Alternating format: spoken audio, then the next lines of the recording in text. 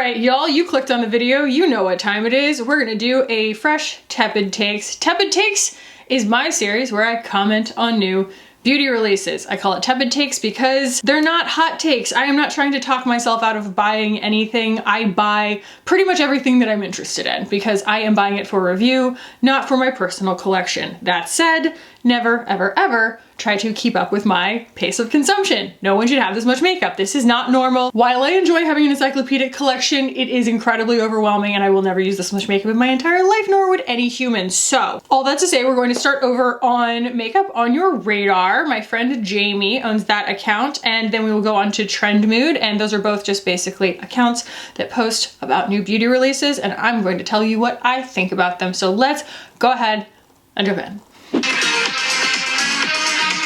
Have y'all seen the new Rebecca Black single? Because it's excellent. I don't know, let's start with the new Patrick Ta eyeshadow duos. This is the Major Dimension Eye Illusion Eyeshadow Duo, a shimmering eyeshadow duo that illuminates eyes with superfine sparkles and multi-dimensional pearl pigments.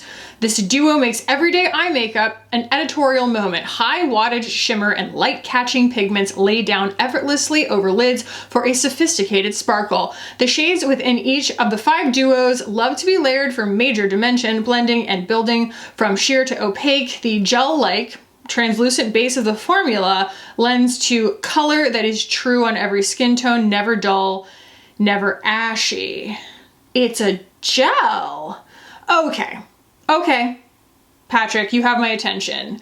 Gel. They said translucent base, the gel-like translucent base. Okay, I mean, I'm willing to try that. They are an exorbitant $42. I do not know what crazy wild hair has crawled up Patrick's butt, but he has been pricing things in like a very luxury fashion lately. I feel like he wasn't coming out with things for a long time, and then he came out with a new foundation and I really like it, but people really choked on that $58 price tag. I don't think that people expect Patrick Ta to charge that much for his stuff, although it has kind of always been like, I guess it's always been prestige price, but it's never been like higher end prestige price. And these being $42 does feel like the brand owners are taking advantage of inflation. You know, they're just like, well, you know, costs are going up. I'm gonna charge, you know, probably $10 more for this than I should.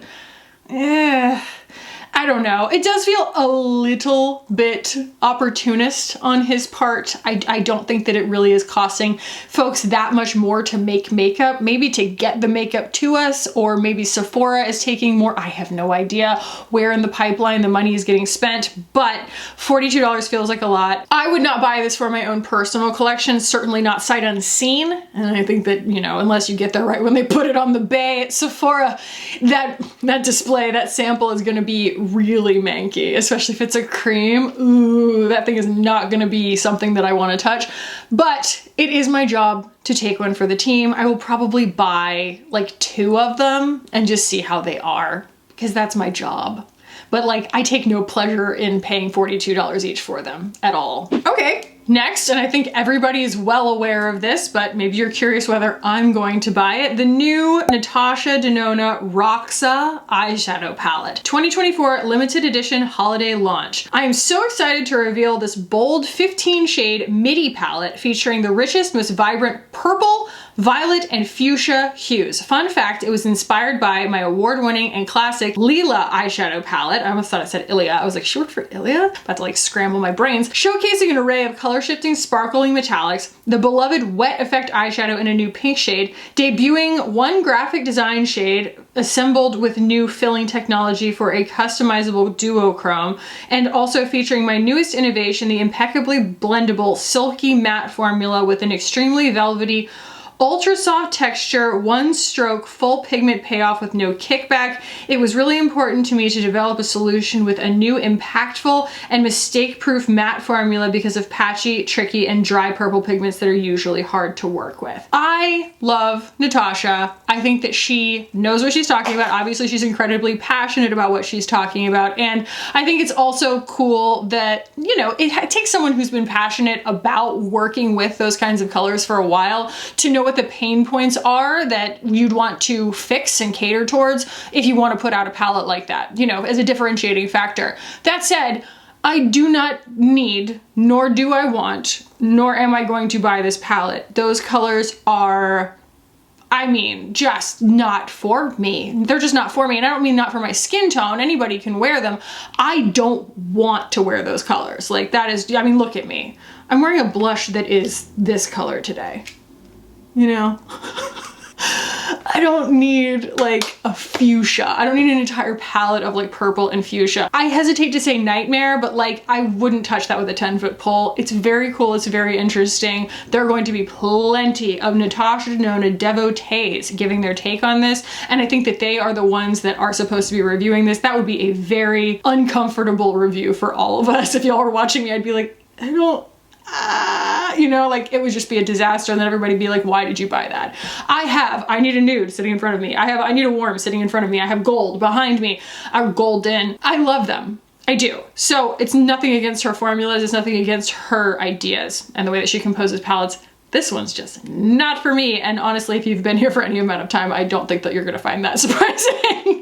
The next thing I'm sure y'all want me to talk about is the new Makeup by Mario palette, because I am a huge fan of his Ethereal Eyes palette. In fact, I own 2 of them, but that was because when I ordered mine, I got one shade that was squishy, and I was reviewing it and I was like, one shade squishy. Ooh, I wonder what that's for. And everybody's like, it's not supposed to do that. And so I reached out to the company and they were like, it's not supposed to do that.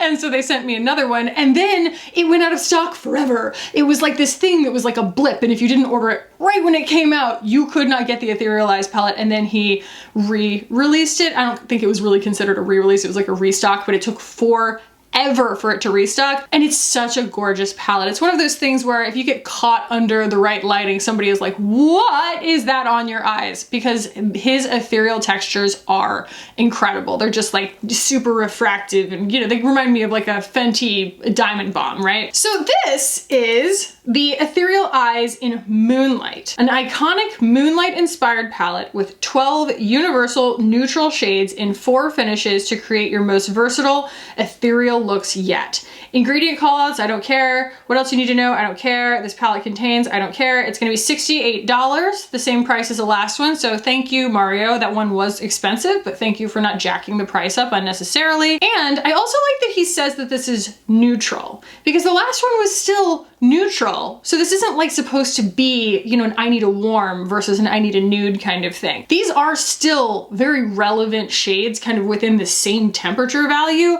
but it's easy to get thrown off by that blue that's in there. And I don't think that it's a pop of blue gimmick. I think that there are people who in a palette like this would want a blue to be able to use it. I do not. That would not be a color that I would ever use on my eyes. But when I cover that up with my finger, the rest of the palette is very fascinating to me, because as a neutral toned person, I can, as you're seeing, you know, in this look, kind of like play to the cool side if I want to. And I feel like with the black that's in there and like the shimmery black and the gray, it does tempt me to do something really dramatic and like try it out. But also the other side of the palette I think is going to be more useful to me than the original Ethereal Eyes. So it's like, yes, the little L shape on the bottom right, those might be my least used shades, but the majority of the palette would make something that is almost a capsule for me. You know, more so even, like I said, than the original Ethereal Eyes. And I had to do that math in my brain. I think a lot of times we sort of like take things in all at once and we just go with a feeling, and or at least I do. And so I had to kind of back up for a second and analyze each shade, because my goodness, the kind of, I don't want to say grunginess, because they are still pretty desaturated. I don't think they have like a ton of deep gray to them, but those shades that I'm talking about that would be my capsule, that beige, that brown, the actual ethereal shades, I feel like those have so much more nuance to them than the original palette that this is going to be really useful, especially within the context of the re-release of the Naked palette. I feel like this is so much more useful than the re-release of the Naked palette, personally. I say that not having the Naked palette in my hands. All right. This is exciting. We have new YSL blushes. I have to sort of keep track of who has done what, because Gucci came out with a bunch of blushes and I bought a lot of them, like 3, I guess, and they were pretty underwhelming. But YSL, I haven't tried a powder blush from them.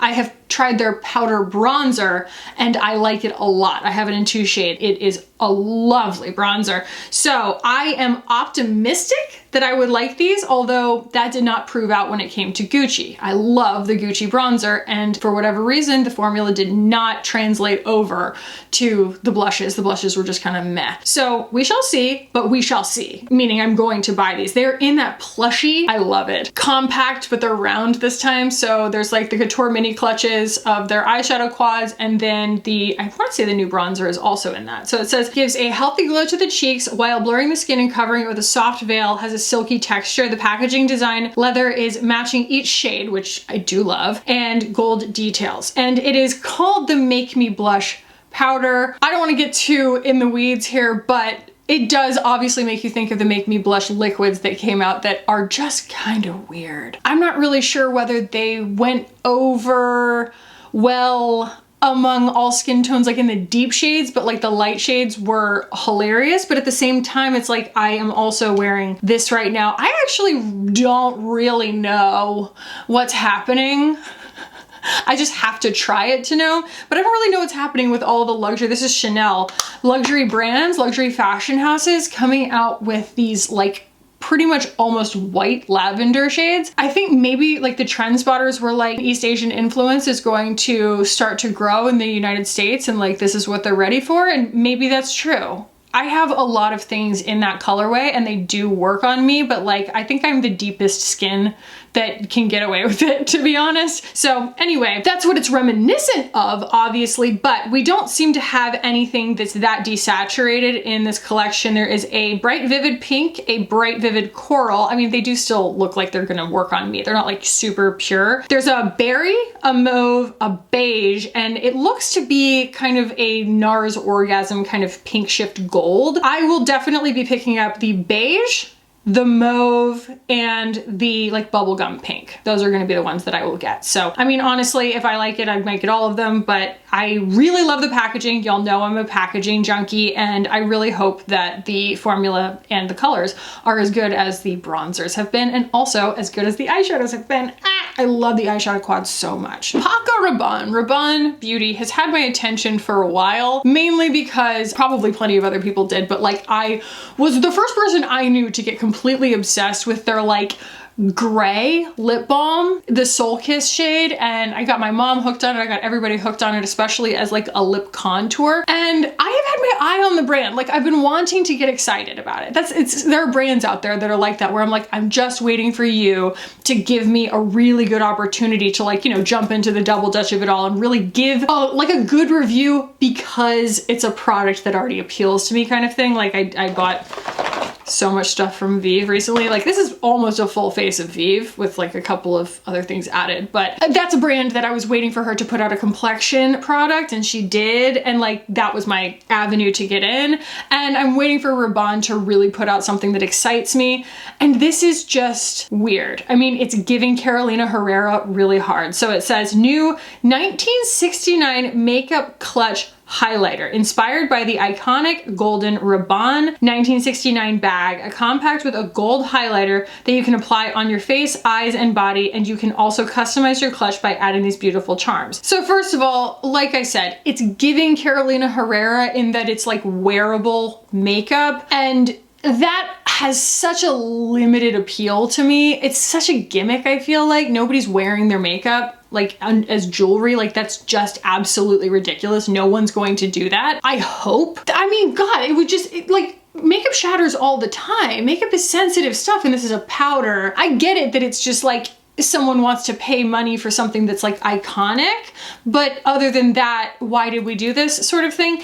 And then, you know, if you're a devotee to his fashion or something, and so you think that having something associated with the bag, you know, what have you, I think it might appeal to someone, but this is not a way of like accessing new customers to me, especially because two things, right? If we're talking about Carolina Herrera, she's been doing a lot of stuff in resin, and I think that the resin is more resonant with people. It looks a little bit more luxurious than these. Honestly, those jewels look exactly like the plastic rings that we used to wear when we were kids, with like the, you know, the heart-shaped gemstone with like, you know, you get them like a Disney like doll or something like that, you know, it was like Ariel and like Cinderella or something. That's what this looks like, is Ariel and Cinderella. So that looks cheap to me. All that aside, and I'm sure it's not actually cheap, it is a gold highlight. It's just gold. And I always will criticize something that is just one shade. I'm like, okay, it's a highlighter that doesn't work for everybody kind of thing. There's no such thing as a universal shade. But the choice that they made to then showcase it on a really fair-skinned model, it doesn't look good on her because it's darker and warmer than her skin. I mean, you can tell by the look on her face. She's like, why am I wearing this? I get it, it's on her eye, but like, who wants a gigantic eyeshadow like that? It's very, very silly. I don't think it's very useful. I don't know who this is for. I just don't know who it's for. It's not for me. And it's certainly not for that model. She doesn't want it. It's awfully silly. And I'm here for silly, but it's like too much. Oh my God. Oh my God. Every time I like type, oh my God, in my phone, I always just hear it in the Bob's Burgers voice, you know? Oh my God. Oh my God. That's how I feel about this one right now. Oh my God. New collab mini brands by Ulta Beauty Series 1. Each mystery capsule comes with 5 iconic beauty mini replicas with over 68 different minis to collect. Every unboxing is a fun surprise, $9.99 each.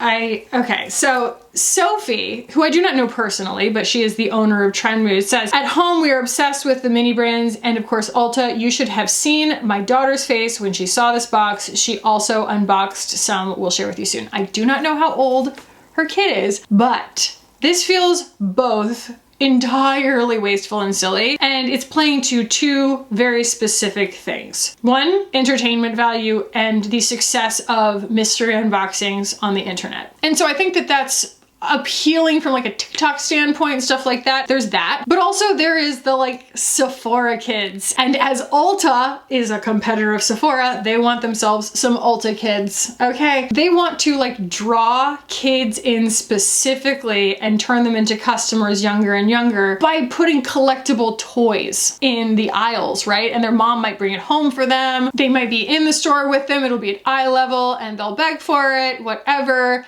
$10 for these minis. I saw Trevor Barrett unbox some because he got them in PR, and I mean, he thought that they were BS too. First of all, they're too small to actually function. They are literally just tiny toys, and they have been really done to perfection. I feel like as minis, they are very satisfying for people who like tiny things. You know, you can see like your Barbies playing with it or something like that, but at the end of the day, they are just little tiny things racking around, and you paid $2 for each of them. And if you buy more than one of those little balls, the chances of you getting doubles of something that you don't want, I mean, it's just, it's completely unnecessary. And I find it to be, I mean, I hate to be that person, but like late stage capitalism at its finest, because they're like, how in a boardroom can we like market to children and use TikTok and sell something that's like mysterious, and so it kind of has an unlimited lifetime value. It's not like you have to use a product up in order to buy it. You're gonna buy multiples of it because you don't know what's inside. Don't do that.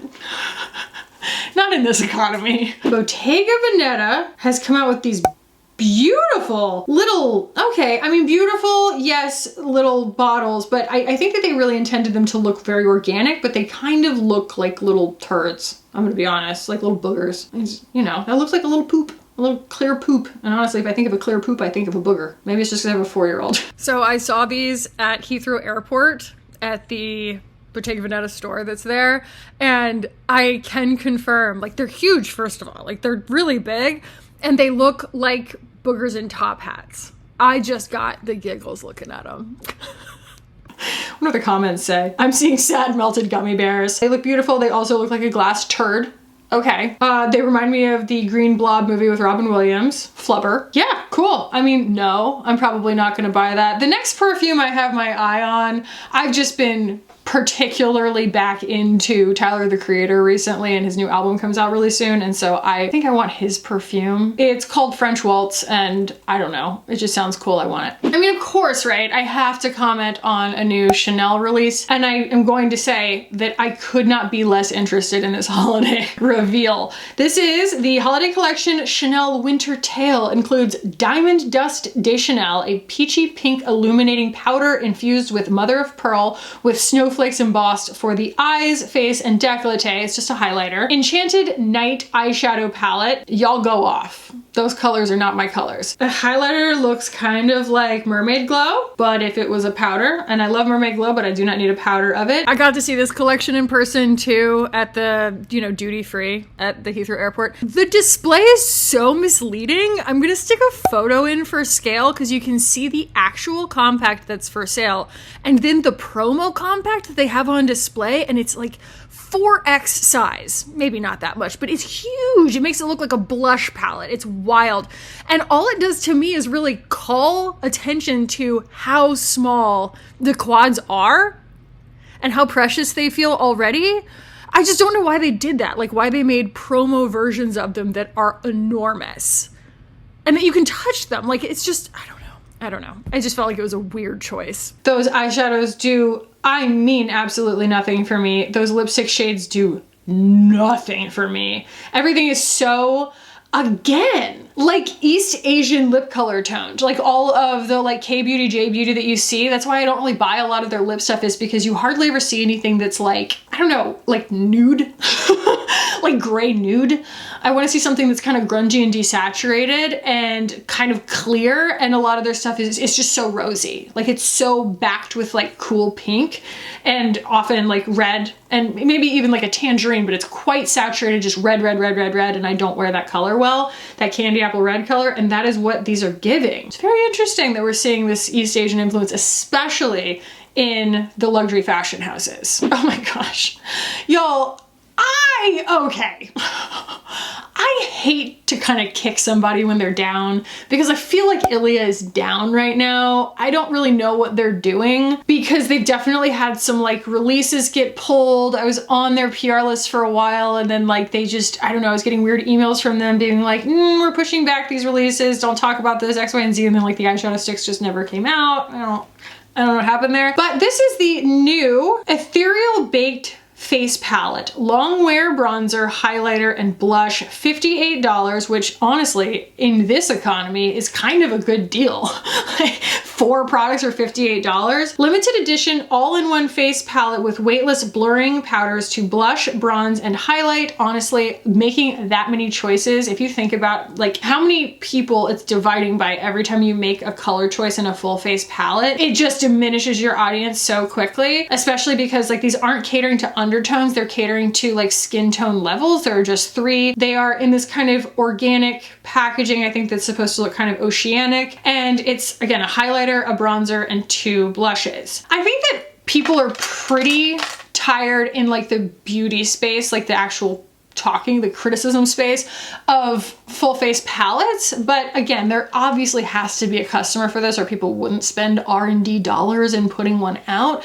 And I think that there are people like, you know, my mom who don't want to think 4 different times to buy 4 different products, and they do want someone to kind of think for them. But in that case, only having 3 that are just sort of neutral, as a color expert type person, when you're formulating for skin tones in increasing or decreasing color value, you know, like in terms of saturation, like a deeper skin tone actually needs richer versions of the colors, not just darker versions of the colors. These do just look like somebody went on the computer and just desaturated it or saturated it. Like it's a brown taupe, which is gonna show up ashy on deep skin tones. Like, are you trying to cater to deep skin tones or not? Like that blush, like all those are going to show up kind of glittery, ashy. And they're also going to show up kind of like they're floating on the skin because there isn't the medium tones built in order to like have that almost like gel-like translucent richness that has to be built in between the skin tone to be able to even reach those like shimmer pigments that are in there. And yes, they're powders. Honestly, that makes it worse. To me, that makes it worse. Like they just need to be deeper than that. They need to be richer than that. And the colors need to be more mindful than that. Like it's not just about making them darker. And they didn't even make them that dark. Glossier has put out 2 more You fragrances. There's You Deux and You Rêve, and y'all can have it. I haven't smelled them, and I'm going to smell them. I will, you know, for science, but I do not like Glossier You. I don't like it on me. It smells like cigarettes on me. And then also, Merit has put out a inspired by old world techniques and vintage notes, this concentrated extrait. X-ray. Extrait. Okay, we got it. Inspired by old world techniques and vintage notes, this concentrated X-ray melts into the skin. I'm sorry, French people. I mean, you already hate me. For a pure scent that endures all day, developed in Paris. It balances elements of old and new. I just blew snot out of my nose when I did that. As well as softness and depth. The bottle inspired by modernist jewelry. The custom glass bottle is designed to sit comfortably in the palm of your hand. $92, which is not that expensive for a full-size perfume. It is available tomorrow on October 22nd. And it is a warm and spicy fragrance family. Top notes are bergamot, pear, ambrette, and aldehydes. Heart is jasmine, rose, orris, rosemary, and violet. And bottom is vanilla, musk, and moss. I'm gonna need to smell that. I bet I'm gonna like it. I like fruity things, and I love jasmine, and I love vanilla, and top notes don't really hit me for whatever reason. I like to think that I have a nice, you know, olfactory sense, but like top notes are often the things that get lost for me, and so I kind of ignore them. So anyway, I will smell it. Again, everybody thinks I have an axe to grind against Merit. I just don't feel like I necessarily belong in Merit. Like I feel like they don't really like invite me into their thing. Does that make sense? I don't feel like I'm like welcome in their thing. So that's why, but you know, I can always bust the door down too.